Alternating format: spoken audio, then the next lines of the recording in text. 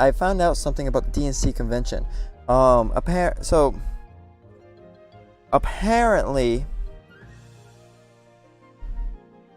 Alexandria Ocasio-Cortez wasn't given speaking time at the DNC. I know she was able to speak, but she wasn't actually given that time by the DNC. She was given that time by Bernie Sanders in order to nominate him. He was able to pick 2 people to nominate him to run for president. And one of the people he picked was AOC. The DNC, if they had it their way, would not have had Alexandria Ocasio-Cortez on to speak. And I saw in another streamer's Reddit community, Destiny's Reddit community, where they were talking about how, the DNC is giving such an olive branch to the progressives by letting AOC even have 60 seconds to speak at the convention, when they weren't actually giving that 60 seconds to AOC. Bernie was. And I'm just... these probably aren't the same people who said that who are now replying to the thread that I made, talking about how Bernie gave AOC the time, not the DNC, so this really wasn't an olive branch. It seems like the convention was more to pander to Republicans instead of progressives, which is fine as an electoral strategy to get Joe Biden in, because at the end of the day, that is the most important thing, is to get Joe Biden in, get Trump out. But I guess what I'm trying to ask this community is, can you find it understandable where progressives are a little bit iffy on whether or not they even trust that getting Joe Biden in and getting a Democratic majority in both houses would even garner the results that they want? If you're going strictly by what Joe Biden's policy positions are now that he's been pulled to the left by Bernie Sanders, and what the party's official platform is now that it's been pulled to the left by Bernie Sanders yet again, then yeah, they would be getting stuff done. They would be at least trying to get stuff done that progressives want. $15 hour minimum wage, using the Green New Deal as at least a framework for environmental policies.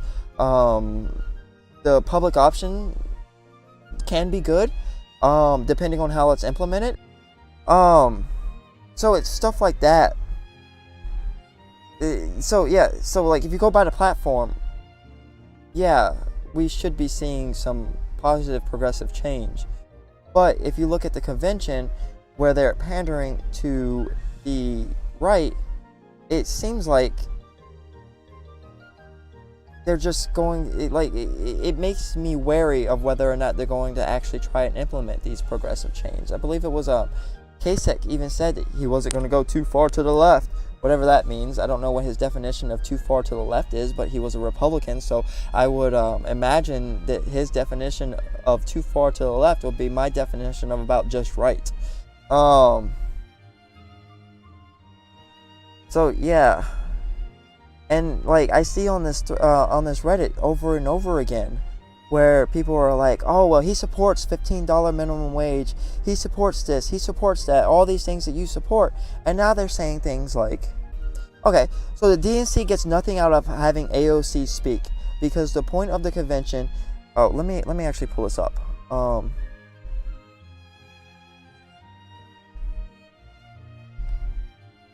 Right here.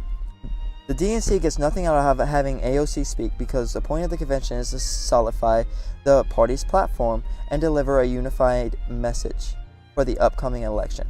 Now, if you're talking about just getting more votes for Biden, this may be true. Having AOC speak may not be productive in that. Simply because most progressives are already voting for Biden just as the lesser of two evils vote. But if you actually believe that the DNC the point of the convention is to solidify the party's platform and deliver a unified message, and on the other hand, that the party platform is all of these progressive changes, then having AOC speak would solidify that, right?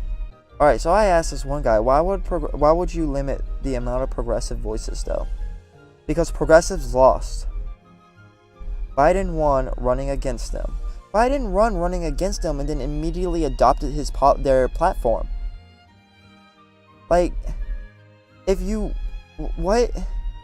People rejected the biggest figurehead of all progressive ideas, Bernie Sanders, in favor of him.